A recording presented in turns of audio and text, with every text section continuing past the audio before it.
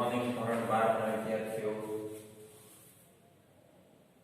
પ્રકરણ નંબર 2 છેલ્લો પોઈન્ટ છે દ્વિપદી સંભાવના વિતરણ થિયરી એટલે કે બે પદ વાળું સંભાવના વિતરણ.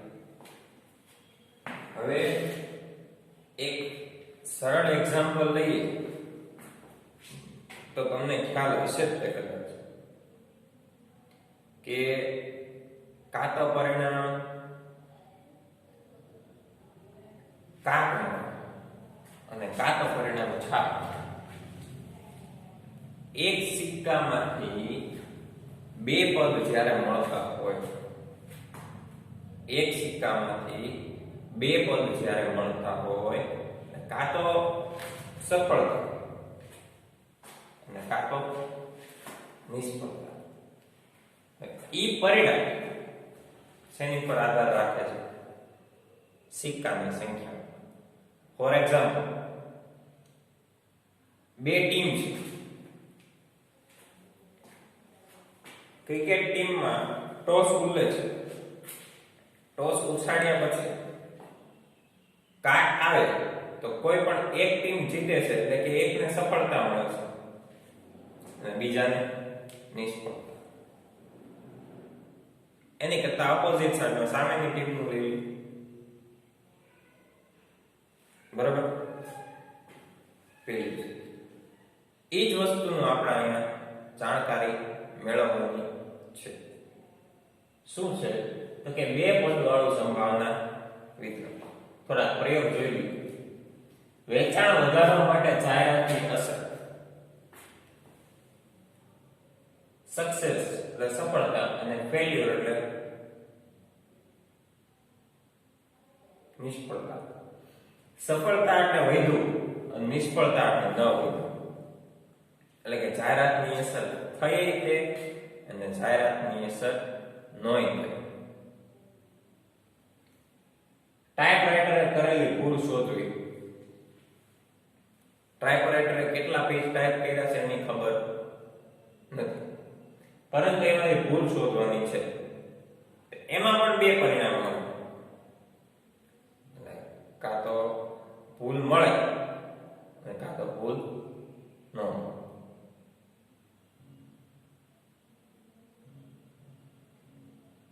ઊંચા લોહીવાળા દર્દીની ઉપર અસર.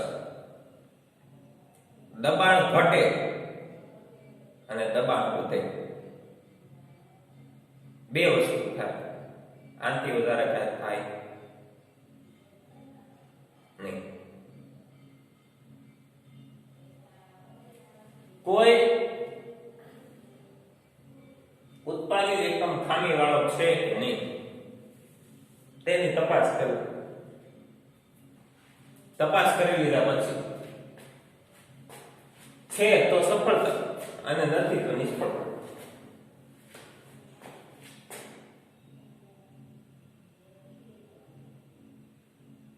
એટલે કોઈ પણ સંભાવના વિતરણના બે પદ વાળા સંભાવના વિતરણના એટલે કે દ્વિપદી સંભાવના વિતરણના બે પરિણામ મળે.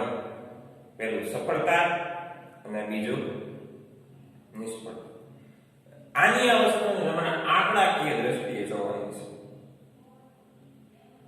સંભાવનાના બે પરિણામ.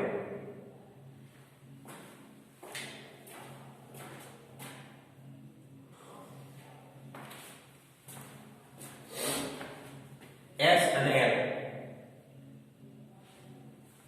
0 લેસ ધેન P એટલે સંભાવના. P એટલે આપણે શું કહીએ છીએ? સંભાવના. 0 less than P less than 1.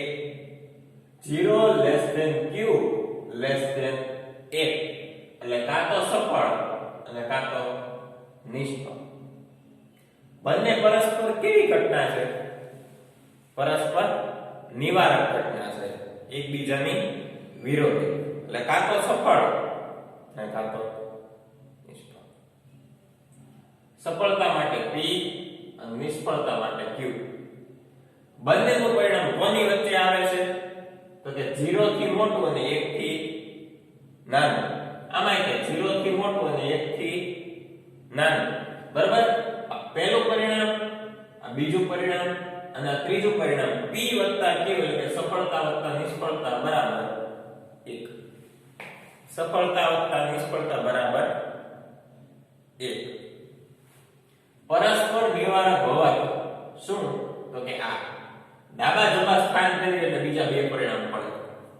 પહેલા q ને ડાબી બાજુ લાવો એટલે 1 p થઈ જાય, પછી p ને ડાબી બાજુ લાવો એટલે 1 q થઈ જાય.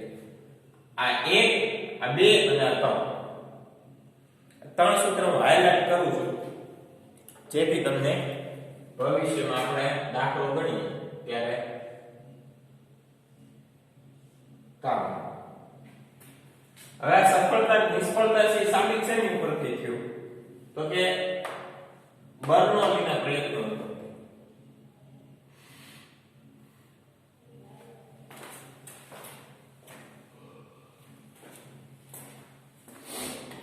ધારો કે બે વિધ એટલે કે બે દ્વિવિધ વિકલ્પ વાળા બે શક્ય પરિણામો સફળતા અને નિષ્ફળતા પ્રયોગ સમાન સ્થિતિમાં પુનરાવર્તન કરવામાં આવે. સમાન સ્થિતિ એટલે એક સરખી સ્થિતિમાં પુનરાવર્તન કરવામાં આવે તો દરેક પ્રયત્નને 0 થી મોટો ને 1 થી નાનો અચળ હોય છે. અચળ એટલે શું તો કે એક સરખું પરિણામ મળે. 0 થી મોટો અને 1 થી નાનો એક અચળ. આવા પ્રયત્નોને બર્નોલીના પ્રયત્નો કહે છે. અથવા વ્યાખ્યા તરીકે તમે કહી શકો તો પણ એમ પણ ચાલે કે 0 થી 0 આ આખું વિધાન અચળ હોય છે. આવા પ્રયત્નોને બર્નોલીના પ્રયત્નો કહે. પરંતુ 2 માર્કનો અર્થ પૂછાય છે એટલે આપણે આટલો લખવો ફરજિયાત છે. પછી છે દ્વિપદી સંભાવના વિતરણ શેની ઉપરથી મળે તો કે દ્વિપદી યાદચ્છિક ચલ તો એની વિશે માહિતી મેળવી. n પ્રયત્નો દ્વારા n એટલે એક કરતા વધારે dot dot dot dot dot મળતી સફળતા અને નિષ્ફળતા શ્રેણીમાં મળતી સફળતાની સંખ્યાને દ્વિપદી યાદચ્છિક ચલ કહે છે. સફળતા કેટલી મળી અને નિષ્ફળતા કેટલી મળી આ સંખ્યાને દ્વિપદી યાદચ્છિક ચલ કહે છે. બે પદ વાળા યાદચ્છિક ચલ કહે છે. બે પદ કયા કયા? એક સફળતા અને બીજું નિષ્ફળતા. અને દ્વિપદી યાદચ્છિક ચલ દ્વારા મળતા વિતરણને દ્વિપદી સંભાવના વિતરણ કહે છે. દ્વિપદી સંભાવના વિતરણ દ્વારા મળતા વિતરણને દ્વિપદી સંભાવના વિતરણ કહે છે. તો દ્વિપદી સંભાવના વિતરણ 0p1 0q1 p q 1 પરસ્પર નિવારક હોવાથી p q 1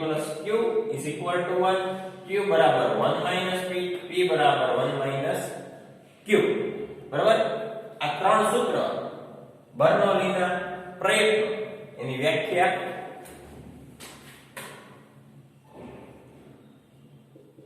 એકા 3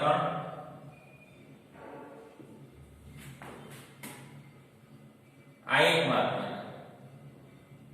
આ 2 માર્ક નહીં. બરાબર.